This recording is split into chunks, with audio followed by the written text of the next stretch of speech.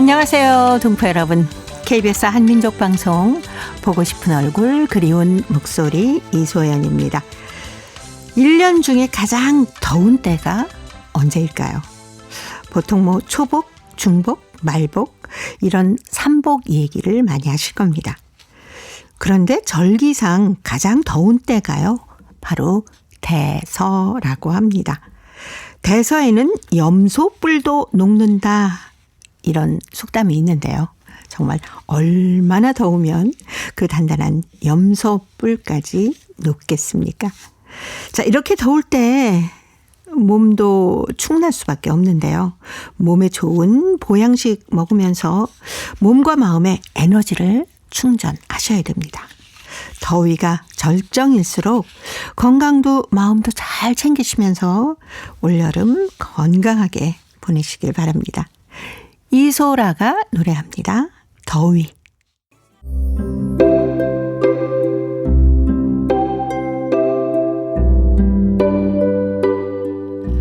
동포 여러분이 보내주신 편지 사연으로 함께하는 시간입니다. 행복우체통. 화요일에 행복우체통 홍익대학교 글로벌 경영학과 전춘아 교수님과 함께합니다. 어서 오세요. 안녕하세요. 더운데 오시느라고 애쓰셨습니다. 올해는 너무 더운 것 같아요. 그러니까요. 네, 중국은 더위가 어때요?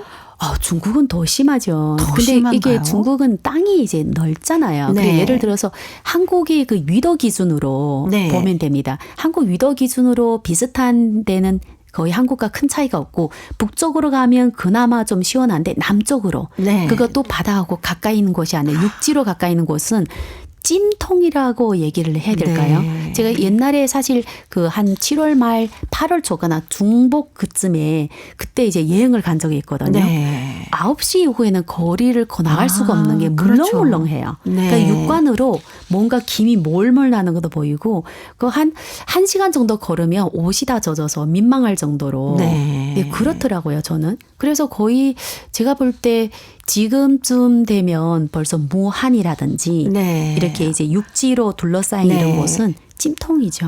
그렇겠네요. 네. 하긴 엄청 더울 때 아스팔트를 바라보면 열이 올라오는 게 이렇게 보이잖아요. 그렇죠. 그리고 중요한 거는 장난삼아 거기에다가 계란 후라이를 그렇게 올리는 많이 분들도 합니다. 계시고, 그다음에 이제 아이들 노느라고 뭐 약간 뭐죠, 그 만원 그 현미경 가지고 하면 네. 정말 불이 나요. 불이 종이에서. 나죠. 네. 예. 근데 중국에서는 보양식을 뭘 드실까요? 지역에 좀 따라서 다른데, 북방 같은 경우에는 저는 이제 아무래도 동포 지역에 주로 살다 보니까 한국과 비슷하게 좀 보양을 할 수 있는 염소탕이라든지, 염소탕. 뭐 삼계탕이라든지, 네. 아니면 이제 저희를 보신탕이라든지, 네. 그리고 좀 더 보양할 수 있는 그런 그 여러 가지 귀한 약재를 넣어서 하는 탕을 먹는가 하면, 제가 남쪽에 갔을 때는 해열을 할 수 있는 여주 있잖아요. 여주 아시죠? 엄청 쓴 거. 네. 그 당뇨에 굉장히 좋은데, 그렇죠. 한국에서는 그걸 말려서 물에 타 먹잖아요. 네. 저 남방 가면 그거를 오이 삼아 먹어요. 생을 무쳐서 먹는 생거로? 사람도 있고, 네. 그냥 생 거 먹는데, 저는 이제 그쪽에 사람 아니라 그런지 먹으니까 너무 써가지고 한약을 먹은 느낌인데, 그렇죠. 거기 사람들 그거 먹으면 해열 효과를 있다 해서 집집마다 무쳐 먹습니다. 근데 정말 써요. 근데 이게 북방 분들은 너무 써서 못 먹는데 남방 분들은 맛있다고 먹습니다. 네. 그리고 또 날씨에 따라서 음식이 많이 달라지니까요. 그렇죠. 그래서 그 지역은 그게 냉 음식이니까, 남방은 사실 냉 음식 잘 안 먹는데도 불구하고 네. 살짝, 근데 대신 이제 완전 생으로 무친 게 데쳐서, 네. 약간 데쳐서 볶거나 약간 데쳐서 무치거나. 그래도 엄청 쓴맛이긴 합니다. 그러니까 저는 네. 아직 상상이 안 되는데요. 네. 그리고 지역마다 또 다르게 보양 음식이 있는데, 북방에는 약간 육류로 보양을 한다면, 네. 남방은 약간 그 지역에 나오는 그런 이제 해산물이나 해산물로. 아니면 열매나 아니면 네. 야채로 이렇게 끓여가지고 해열 효과를 할 수 있는 그런 네. 약간 중약 성분이 있는 음식으로 보양을 하고 계시더라고요. 네. 몸의 체온을 좀 내릴 수 있는 음식들을 많이 찾으시는군요. 그렇죠. 네. 예. 아무래도 뭐 지방에 따라서 특산품도 다르고 기호 때문에 잘 만들어 먹는 음식도 다르기 때문에 네. 북방에서는 육류 음식을 네, 많이 맞죠. 드시고, 예, 이쪽에서는 아무래도 바다와 가까우니까 해산물이 많이 나서 그런 것도 있겠네요. 그리고 좀 귀한 약재 같은 거를 네. 요 시기에 꼭 먹어줘야 된다. 맞습니다. 그래서 저는 남방 갔을 때 또 하나 좀 재밌었던 거는 우리가 점심시간에 뭐 한 1시간, 2시간 정도 쉰다면 네. 그쪽 같은 2시부터 5시까지는 일을 못하는 시기가 있어요. 그렇죠. 요 시기는 자는 거에 가서 네. 집에 가서. 오후. 그러니까 네. 그리고 학생들도 수업을 안 해요. 네. 그 시간에 왜냐하면 수업하려면 이 에어컨을 빵빵하게 다 켜야 되는데 그럼에도 불구하고 너무 덥다는 거죠. 그래서 요 시기 쉬고 그다음에 이제 늦게 끝나는 거죠. 네, 그렇게 하는 지역을 제가 본 적이 있어요. 네. 등포 여러분께서도 이 더위 어떻게 하면 좀 건강하게 날 수 있을까 생각하셔서 보양식도 많이 드시고요. 그리고 진짜 뜨거울 때는 외출 좀 삼가시는 게 가장 맞습니다. 좀 기초적인 방법이 아닐까 그리고 싶네요. 농민들이 이 시기는 대부분 일을 다 삼가하잖아요. 그럼요. 뭘 뿌리고 만들고 이거 불필요하지 않으면 다 가만히 놔두는 시기니까 그 옛날에 어떻게 보면 사람들이 그 지혜가 네. 우리가 물론 도시 살지만 같이 좀 따라할 필요가 있습니다. 예. 그리고 아이고 에어컨 켜면 되지라고 합니다마는 온 데서 에어컨을 다 켠다고 생각해 보십시오. 그렇죠. 그 실외기에서 나오는 열기며 해서 지구는 더 뜨거워지고 그렇죠. 날씨는 또 더 더워지고 악순환이 되거든요. 그렇죠. 그래서 에어컨을 계속 받는 것보다 약간 곳이 차분하게 있으면 네. 괜찮아요. 그러다 보니 이제 삼복날은 그냥 삼복날 내내 그냥 엎드려 있어라. 그 뜻인 것 같습니다. 네. 자, 행복우체통 열어보겠습니다. 중국 길림성 훈춘시 박정흡 씨. 부모의 생일을 모르면 불효자다라는 글인데요. 제가 먼저 소개해드리겠습니다. 내 생일은 음력으로 4월 17일이다. 어릴 때 내가 6살인가 7살인가 그때 내가 생일을 잘 기억 못하니 어머니는 이렇게 일러주셨다. 내 생일은 사과 17이 날, 사과 17날. 이렇게 반복적으로 곱씹으면서 차근차근 알려주던 일이 지금도 눈앞에 선이 떠오른다. 손가락까지 폈다 굽혔다 하면서 어머니는 알려주셨다. 그래서 그런지 그때로부터 나는 나의 생일날만은 언제나 꼭 기억하고 있다. 하지만 나는 부모의 생신도 모르는 불효자다. 내 나이 올해 57살. 이제 3년이면 나도 60이다. 이날 이때까지 되니 정말 부모의 생일을 모른다는 것이 얼마나 큰 불효라는 것을 가슴 뜨겁게 느낀다. 갓 결혼했을 때는 세간살이에 여념이 없었다. 월급도 많지 않기에 아이의 보목값을 내고 나니 밥상도 살 돈이 없어 구들에다 놓고 밥을 먹었다. 그때 설만 되면 음력설을 쇠러 부모님 댁으로 갔다. 그때마다 부모의 소식을 알았고 부모한테 조금이라도 물건을 사갔다. 부모가 좋아하는 우유라든가 아빠가 즐겨하는 사탕이라든가 음료수를 사가고 돼지고기도 빼놓지 않고 챙겨갔다. 이것이 전부의 효도였다. 부모님이 살아생전 해마다 설을 이렇게 쇠었다. 어쩌다 우리가 한번 속 내복을 사갔는데 어머니는 돌아갈 때까지 두고두고 자랑하였다. 우리가 가면은 상냥한 미소로 이것도 해주고 저것도 해주고 올 땐 또 듬뿍 된장도 주고 간장도 주고 뭐를 주지 못해 몸부림쳤다. 지금 내가 60을 바라보는 이때 부모님의 그 마음 알만합니다. 나도 내 자식이 고우니까 자식 생일은 한 번도 빠짐없이 꼭꼭 쇠주었다. 아들이 한국에 가서 유학 갈 때에도 그 생일을 쇠라고 꼭꼭 돈을 붙여주었다. 어머니는 내 생일과 아내의 생일, 심지어 손주의 생일도 기억하고 돈은 없어 못 주어도 꼭꼭 맛있는 채소를 갖고 왔는데 나는 부모님의 생신을 한 번도 쇠준 적이 없으니 이런 자식 불효자식 아니고 누가 불효자식이겠습니까? 너무나도 한탄합니다. 너무나도 몸부림칩니다. 너무나도 고통스럽고 너무나도 불효라는 자책감에 사로잡혀 있습니다. 한 번만 단설기를 하나 사놓고 엄마한테 생일 축하해요. 이 노래를 불러주고 싶다. 엄마는 저희 소개로 기독교에 다녔고 예수를 믿고 천국으로 갔지만 그래도 그 생신 한 번 쇠주지 못한 건 언제나 마음에 걸린다.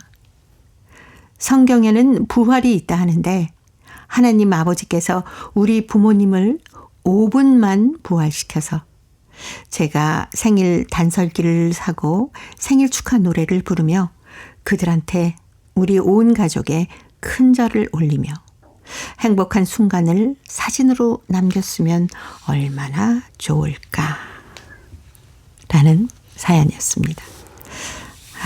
진짜 항상 돌아가시고 나면 이렇게 후회되는 일이 많고. 맞아요. 예. 이 부모한테 받은 거는 너무 많은데 생각보다 바쁘다는 이유로 부모님 괜찮아. 나중에 이러면서 바쁘지 않을 때 그러니까 항상 자기 제일 가까운 가족은 다른 거 다 처리하고 돌볼 때가 그러니까요. 특별히 많은 것 같아요. 항상 순서는 마지막으로 가져가니까요. 마음속에서는 1순위인데 네. 실제 행동할 때 보면 특별히 부모님한테는 더 뒷전을 하는 것 같습니다. 그러다 보니 돌아가시고 나면 이제 대부분 엄청나게 아쉬움과 그때 한 번이라도 봤으면 하는데 그때 네. 돌아가면 또 자기 바쁘다는 여러 가지 이유로 근데 이걸 보니까 저도 좀 이렇게 부모님의 생신을 지금 생각해 보니까 일하고 나서는 거의 못 쉬어준 것 같습니다. 그냥 문자로는 보내고 네. 뭐 용돈 보내고 했지만 용돈을 좀 집에 보내드리고. 가서 정말 같이 쉬는 거는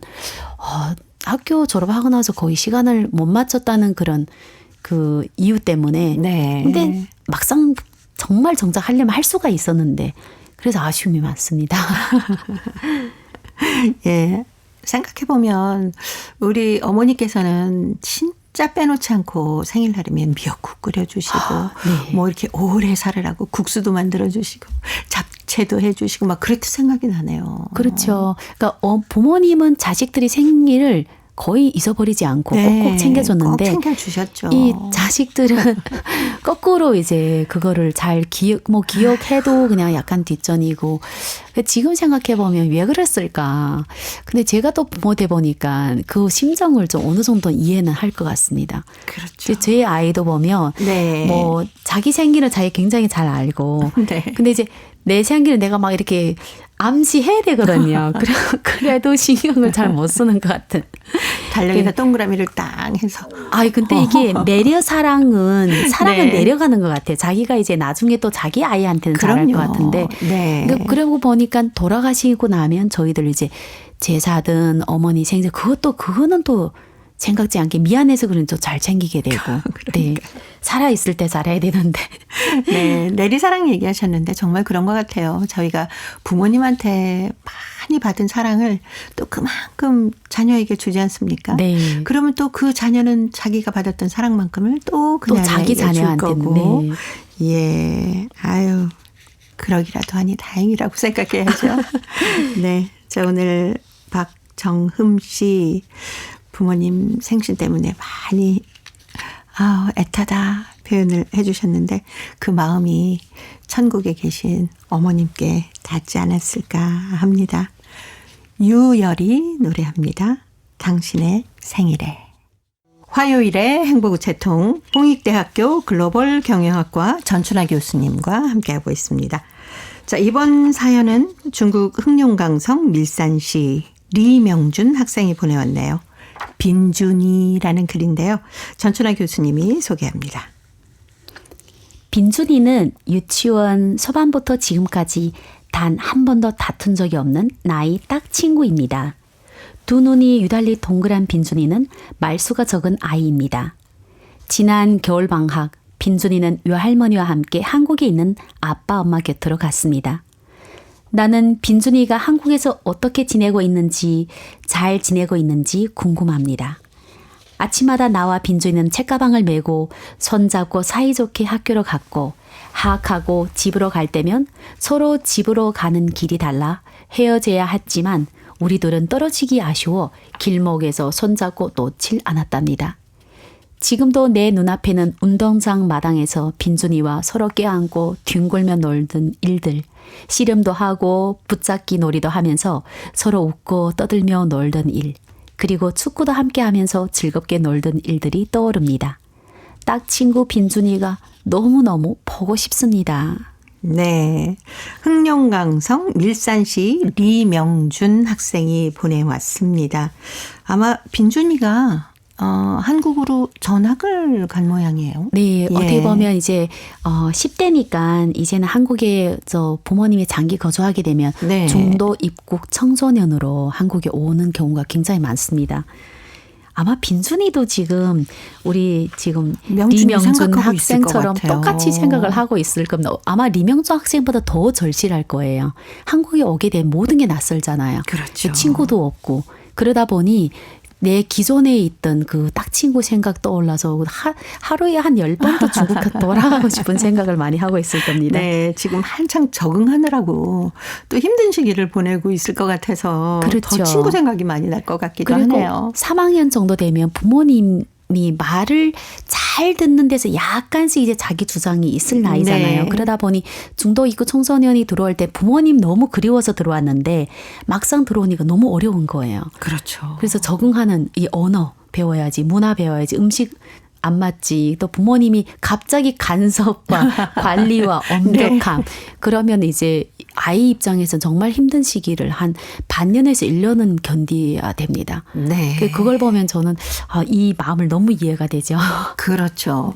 근데 이렇게 아무래도 부모님 곁에 와서 공부를 하는 게 더 좋겠죠. 결론적으로는 사실 부모님이 여기서 장기적으로 있었을 때는 네. 떨어져 있기보다는 그러니까 물론 언젠가는 꼭 들어와야 된다면 요 시기에 사실 들어오는 게 제일 좋고요.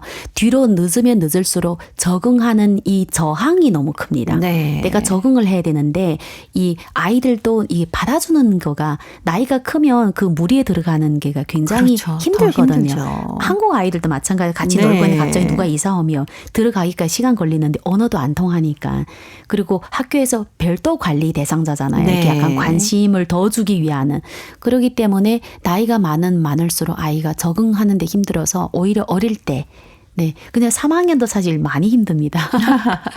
예. 그래도 좀 어릴 때가 훨씬 더 친구들하고 어울리기도 좋고 그렇죠. 적응하기도 쉬울 것 같아서. 어떻게 보면 학원 네. 가는 시간이 좀 적기 때문에 네. 노는 시간이 많고 이제 다 그렇죠. 학원을 빠지고 나면 한국 안 되면 학원 못 따라가니까 거의 친구를 사귀지 못하는 확률이 굉장히 높아서 아유 지금 명준이 학생의 그리움도 이해되지만 빈준이가 쓰는 글이 더 궁금하긴 합니다. 네. 흥룡강성 밀산이라고 하니까 아마 네. 방송을 듣고 계시는 분들 중에 네. 이 흥룡강성 밀산에서 오신 분들은 혹시 빈준이의 소식을 아실 수 있는 분이 계실 그렇지 것 않을까요? 같아요. 그렇죠. 네. 밀산이 또 제가 있던 개서시하고 굉장히 가깝거든요. 네. 그래서 아마 밀산에 오는 분들도 한 자기의 동호회가 있어서 그렇죠. 빈준이 누구 집에 애가 빈준이더라 이러면서 요즘은 뭐 SNS 발달되어 있어서 네. 올리기만 단톡방에 올리기만 해도 그렇죠. 금방 찾더라고요. 바로 소식이 옵니다. 네. 예. 혹시 빈준이를 알고 계시는 흥룡강성 밀산 지역에서 오신 분들 중에 좀 저희한테 좋은 소식을 보내주시면 명준이가 얼마나 팔딱팔딱 뛰면서 좋아할까 싶기도 하고 또 빈준이도 명준이 보고 싶었을 거 아닙니까? 네, 맞습니다. 예. 소식을 같이 보내주시면 좋을 것 같습니다. 네. 저희 보고 싶은 얼굴 그리운 목소리 앞으로 빈준이 소식 보내주시면 저희가 행복우체통을 통해서 또 명준이에게 전달을 해주도록 하겠습니다. 홍익대 글로벌 경영학과 전춘환 교수님은 이 노래와 함께 인사드리고요. 다음 주에 또 뵙도록 하겠습니다. 고맙습니다. 감사합니다. KBS 한민족 방송 보고 싶은 얼굴 그리운 목소리 듣고 계십니다. 자, 이제 동포 통신원들과 전화를 연결해서 여러분 계신 곳에 새로운 소식 전해드리겠습니다. 통신원 리포트인데요.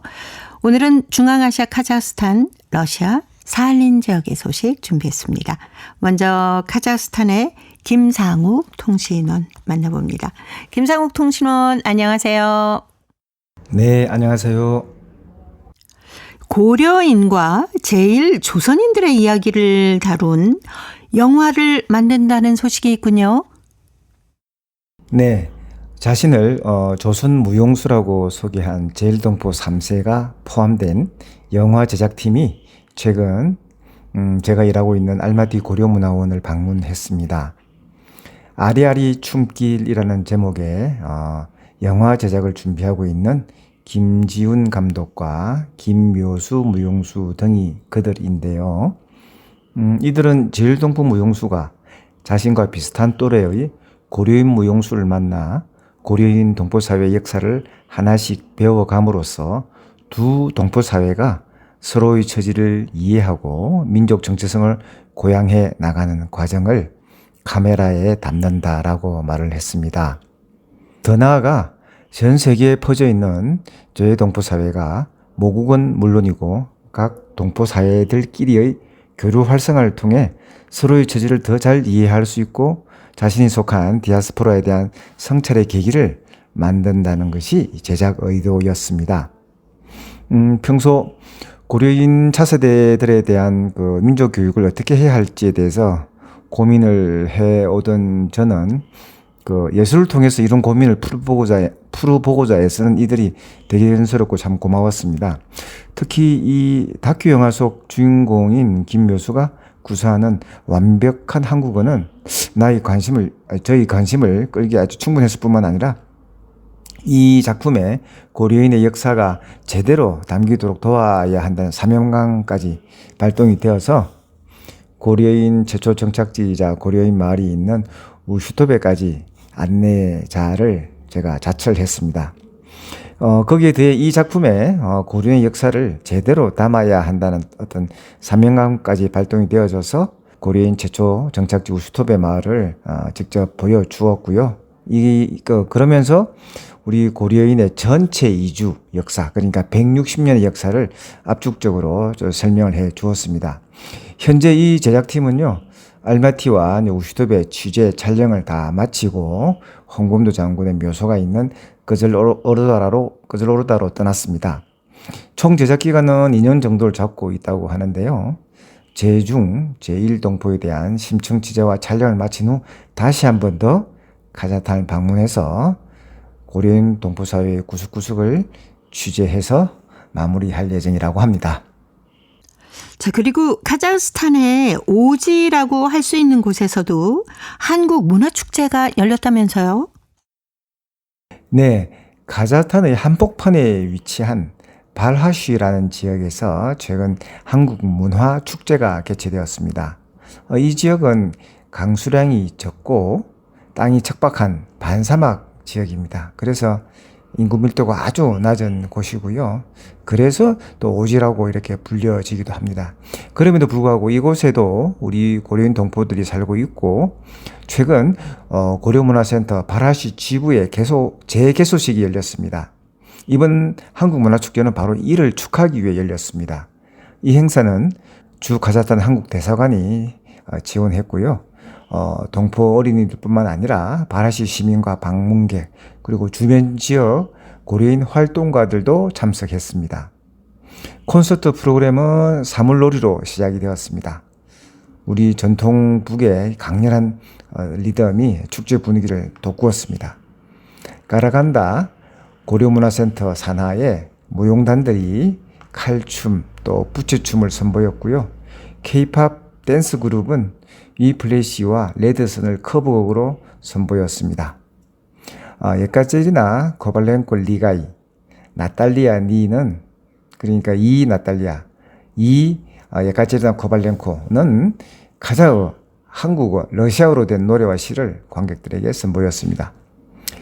이번에 다시 문을 연 발하시 고려문화센터는 이 지역 고려인들에게 매력적인 장소가 되고 재능 있는 새로운 젊은 리더들을 양성하는 장소가 될 것이라고 기대를 모았습니다. 네, 카자흐스탄 소식 김상욱 통신원이었습니다. 소식 잘 들었습니다. 네, 감사합니다. 자, 이어서 러시아 살린으로 가보겠습니다. 배순신 통신원 안녕하세요. 안녕하세요. 반갑습니다. 네, 반갑습니다. 자, 오늘은 어떤 소식 준비하셨습니까? 네. 최근 사할린 한인문화센터에서 사할린 주한인협회 대표단의 방한에 대한 본과 보고 자리가 마련되었거든요. 이날 약 150명의 사할린 동포들이 모여 한국 국회에서 개최된 사할린 동포 포용 정책 공개 토론회 참석 결과와 향후 과제를 들었습니다. 이날 사할린 주한인협회 박순옥 회장은 방한목표를 자세히 설명했습니다. 주한인협회의 박순옥 회장, 이멜위라 고문, 이철계 청년회장으로 구성된 대표단은 지난 6월 한국을 방문해 대한교십자사 관계자들과 사할린 한인 문제를 잘 알고 있는 국회의원 이지간, 양문석 의원 등과 만났습니다. 핵심 의지는 사할린 동포 지원 특별법 개정이었습니다.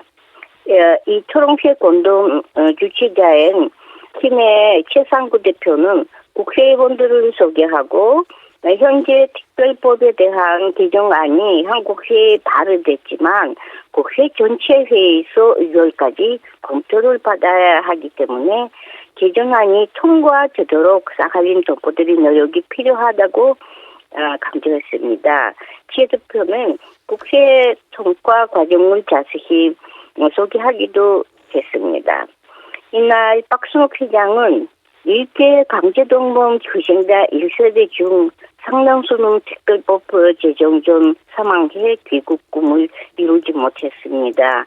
하면서 이분들의 자녀들이 특별법에서 소외된 것이 안 된다고 강조했습니다. 박 회장은 개정안이 빠른 속도로 심사를 받고 통과하도록 한국 측과 함께 꾸준히 노력하겠다고 말했습니다. 네, 사할린 소식 배순신 통신원이었습니다. 소식 감사합니다. 네, 고맙습니다. 네, 고맙습니다. 사할린 한인문화센터에서 사할린주 한인협회 대표단의 방한에 대한 보고 자리가 마련됐다고 합니다. 약 150여 명의 사할린 동포들이 참석을 했고요. 한국 국회에서 개최된 사할린 동포 포용 정책 공개 토론회 참석 결과와 향후 과제를 들었다고 합니다. 이 대표단은 지난 6월에 한국을 방문했다고 하는데요. 대한적십자사 관계자들과 또 국회의원 이재강, 양문석 의원 등과 만나서 사할린 동포 지원 특별법 개정안에 대해서 토론을 함께 했다고 하는데요. 이 개정안이 빠른 속도로 심사를 받고 통과될 수 있도록 한국 측과 함께 꾸준히 노력을 하겠다는 사할린 지역의 소식이었습니다. 자, 이제 퀴즈를 통해서 대한민국의 역사와 문화까지 배울 수 있는 퀴즈 한마당 이어드립니다.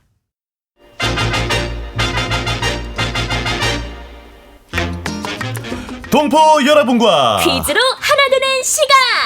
퀴즈 한마당.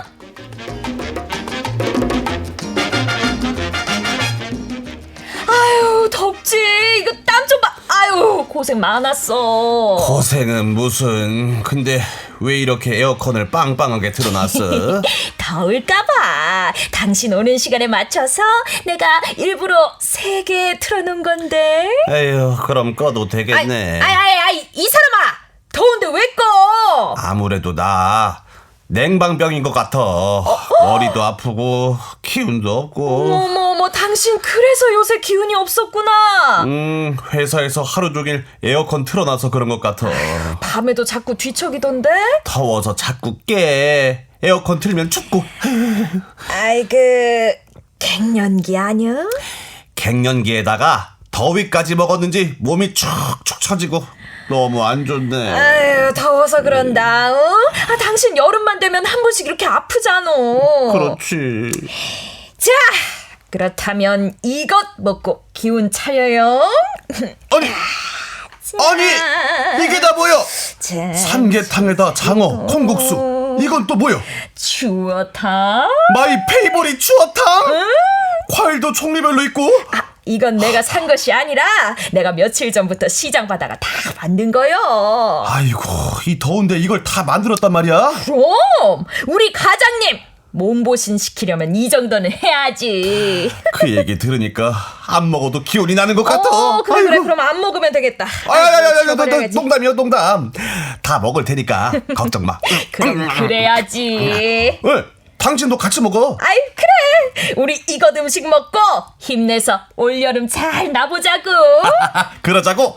힘이 난다, 힘이 나. 불끈 힘이 나. 냉방병에다 더위까지 먹은 남편을 위해서 아내가 이것 음식을 한 상 거하게 차렸네요. 그러게요. 남편을 생각하는 아내의 마음이 느껴지네요. 초복, 중복, 말복을 합쳐서 삼복이라고 하는데요. 지난 20일이 초복이었고 30일이 중복입니다. 이 기간은 1년 중 가장 더운 시기인데요. 삼복에서 복자는 사람이 엎드려 있는 모습을 형상화한 것입니다. 더위 앞에서 몸을 낮추고 조심하며 지내라는 의미를 담고 있는데요. 이는 더위를 피하고 체력을 보충하려는 조상들의 지혜가 담긴 풍속입니다. 복날과 무더위에 몸보신용 음식을 먹는 이것 풍습은 중국 춘추 전국 시대에 시작됐다고 하는데요. 이것은 삼복에 몸을 보호하는 음식을 먹고 시원한 물가를 찾아가서 더위를 이기는 것을 말합니다. 이것을 복놀이, 하삭음이라고도 하는데요. 이것은 주로 허해진 기운을 보강하기 위해 보양식을 먹음으로써 더위를 물리치는데요. 이때 먹는 대표적인 음식은 삼계탕, 게장국, 오리백숙, 육개장, 장어, 팥죽 등입니다. 자, 여기서 문제 나갑니다. 복날에 그해의 더위를 물리치는 뜻으로 몸을 보호하는 음식을 먹고 시원한 물가에서 더위를 이기는 풍습을 말하는데요. 흔히 복놀이라고 합니다. 이것은 무엇일까요? 자, 보기 드립니다. 1번, 복다림, 2번, 복권, 3번. 복면 가왕. 정답을 보내주신 분 가운데 일주일에 한 분 추첨해서 소정의 상금이나 상품을 보내드립니다. 퀴즈 한마당. 지금까지 성우 정상 1 김정은이었습니다.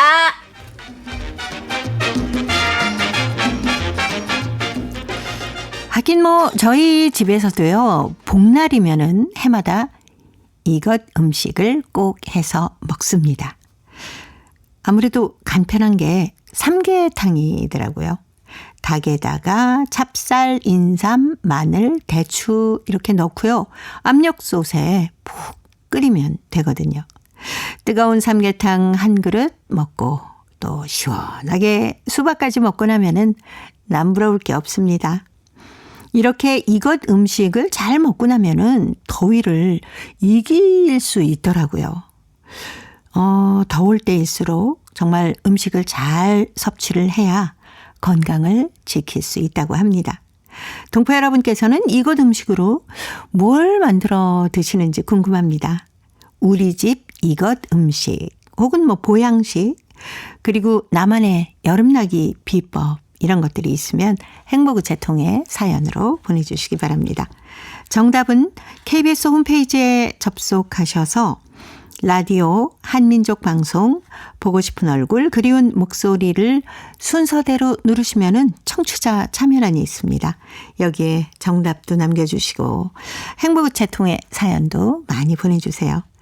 KBS 콩으로 정답을 보내실 때는 연락처 잊지 마시고 꼭 남겨주시기 바랍니다. 여러분의 많은 참여 기다리고 있습니다.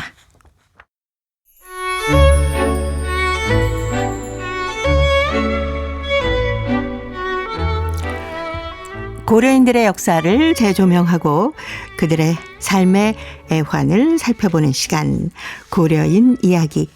자, 오늘도 동국대학교 대외교류연구원의 홍웅호 교수님 함께하겠습니다. 어서 오십시오. 네, 안녕하세요. 이 고려인들의 생활 양식에 대해서 살펴보고 있는데 이 고려인들의 식문화에 대해서 러시아 사람들은 어떤 시선으로 바라보고 있었을까요?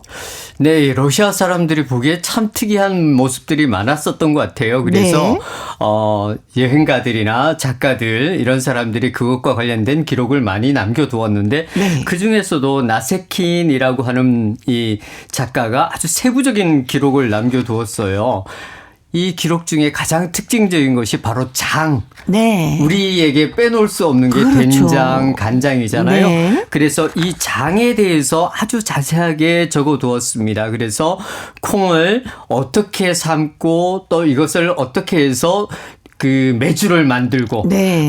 또 된장을 만들고 간장을 만드는가 이것에 관련돼서 자세하게 기록을 남겨놓았는데 뭐 짧게만 이제 소개해드리면 우리가 흔히 알고 있듯이 된장 만들 때 먼저 콩을 삶고 네. 콩을 이걸 으깨가지고 그 다음에 이 모양을 네모나거나 아니면 동그랗게 만들어서 예. 매달아 놓잖아요. 네. 예, 요 과정을 아주 자세하게 기록해 두었고 네. 또 3개월 정도 지난 다음에 이것을 내려서 물에 담궈 가지고 열흘 동안 물에 담궜다가 네. 요것을 된장 만드는 거. 그다음에 요 과정에서 또 소금 첨가하고 그렇게 하면 간장. 우리 고려인들은 이 간장을 지렁이라고 표현을 했거든요. 예, 지렁. 그래서 지렁 네. 만드는 것 요것을 설명을 하고 그다음에 이것은 우리 한인들 고려인들에게는 절대 없어서는 안 될 가장 그렇죠. 기본적인 네. 먹거리이다.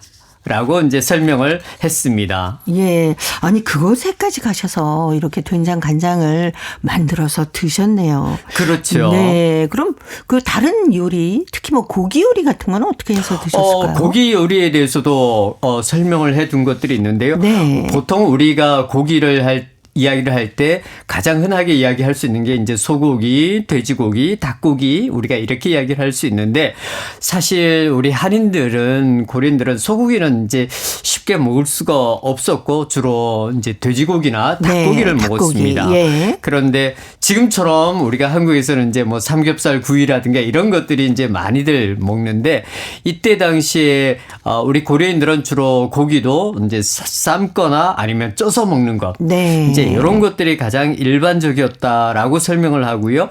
또 한 가지는 역시 국밥이죠. 국밥 형태로 해서 이 고기를 먹었다 이렇게 이제 기록에 나세킨 기록에 되어 있습니다. 네, 국밥에는 아무래도 뭐 야채 종류를 좀 그렇죠. 많이 넣지 않았을까요? 네네.